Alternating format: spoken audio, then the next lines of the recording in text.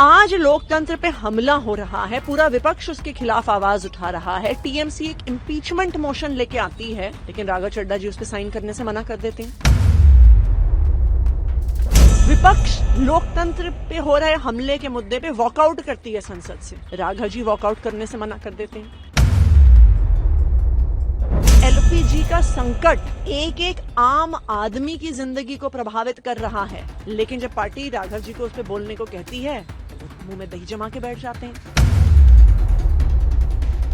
हम सब लोग अरविंद केजरीवाल जी के सिपाही हैं और हमने तो एक ही बात सीखी थी, जो डर गया समझो मर गया।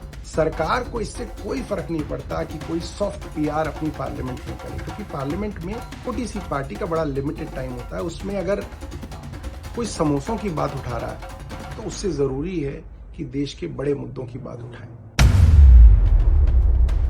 पब्लिक इश्यूज पे बात करना कोई अपराध है क्या? मैंने कोई गुनाह कर दिया, कोई गलती कर दी?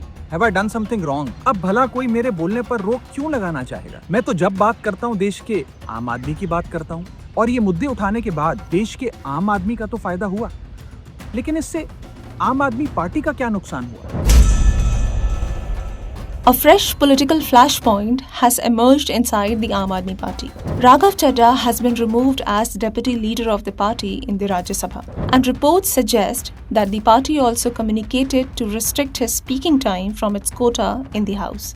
On paper, this is a change in rule, but the reactions that followed make it clear this is being seen as something more, because Chadha has now responded publicly, and multiple leaders in the party have also put out their position. And what's emerging is not just a disagreement, but two very different interpretations of the same actions. Public issues पे बात करना कोई अपराध है क्या? मैंने कोई गुनाह कर दिया, कोई गलती कर दी? Chadha's response comes through a video message, measured, controlled, but clearly questioning the decision.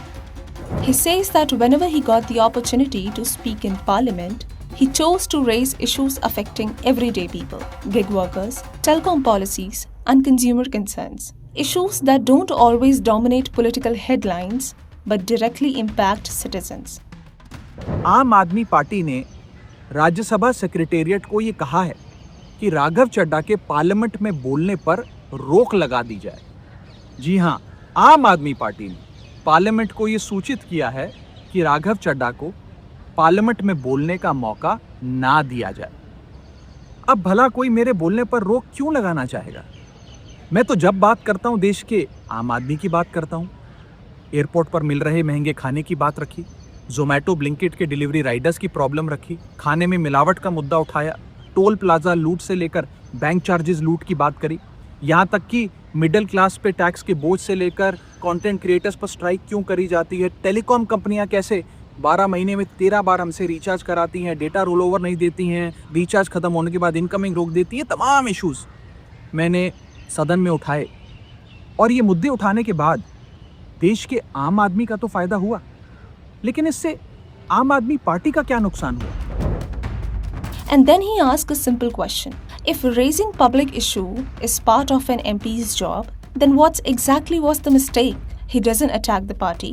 He doesn't escalate the tone. But the message is clear. He sees himself as someone who was doing his job and is now being restricted for it. On the other side, the party leadership is framing the same actions very differently. Leaders like Saurabh Bhardwaj have dismissed the issue raised by Chadha as soft, suggesting that they may not carry the kind of political weight the party expect from its representatives. अभी सारे विपक्षी पार्टियों ने CEC को impeach करने के लिए motion लाना चाहा, आपने उसको साइन करने से मना कर दिया। जब भी कोई मुद्दा हो जिसके ऊपर अपोजिशन वॉकआउट करती है, आप वॉकआउट नहीं करते हैं। पिछले कई अरसे से मैंने देखा आपने कोई भी मुद्दा सदन में नहीं उठाया जिसमें आपने प्रधानमंत्री या भारतीय जनता पार्टी की सरकार से प्रश्न किया हो। ऐसे डर की राजनीति कैसे चलेगी? हम लोगों को पंजाब के मुद्दे उठाने, जहां से आप चुन के आते हैं, आप वो मुद्दे भी उठाने से घबराते हैं। अभी गुजरात में पार्टी के करीब 160 कार्यकर्ताओं को झूठे मुकदमों के अंदर उनके ऊपर एफआईआर दर्ज की गई, कईयों को गिरफ्तार किया गया, आप उस पर भी चुप रहे। तमाम नेता हमारे जेल में थे। अरविंद केजरीवाल जी को बतौर चीफ मिनिस्टर सरकार ने एक झूठे मुकदमे में गिरफ्तार कर लिया। आप उस समय भी जो है देश में नहीं थे, आप कहीं जाके छिप गए। मेरा मानना यह है कि देश के लिए असली मुद्दे हमें निडरता से और साहस से उठाने पड़ेंगे और भारतीय जनता पार्टी की आंख में आंख डाल के आपको मुद्दे उठाने पड़ेंगे, वरना देखिए आपकी जो सॉफ्ट मुद्दे हैं उनसे उनको कोई फर्क नहीं पड़ता। The implication here is important because it shifts the conversation from what was raised to whether it mattered politically.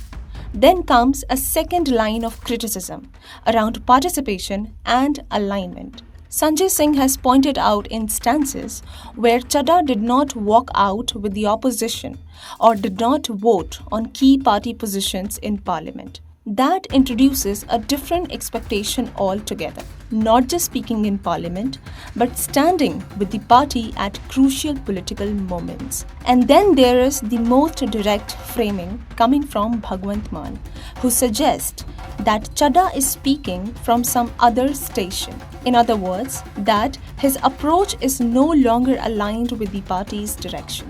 So what you have here is not a dispute over facts. Both sides are talking about the same speeches, the same actions, the same timeline. But they are assigning completely different meanings to them. For Chadha, this is about raising public issues, expanding the scope of debate, and doing the job of a representative. For the party, it is about discipline, alignment, and prioritizing political strategy over individual positioning. And that difference is where the real story lies.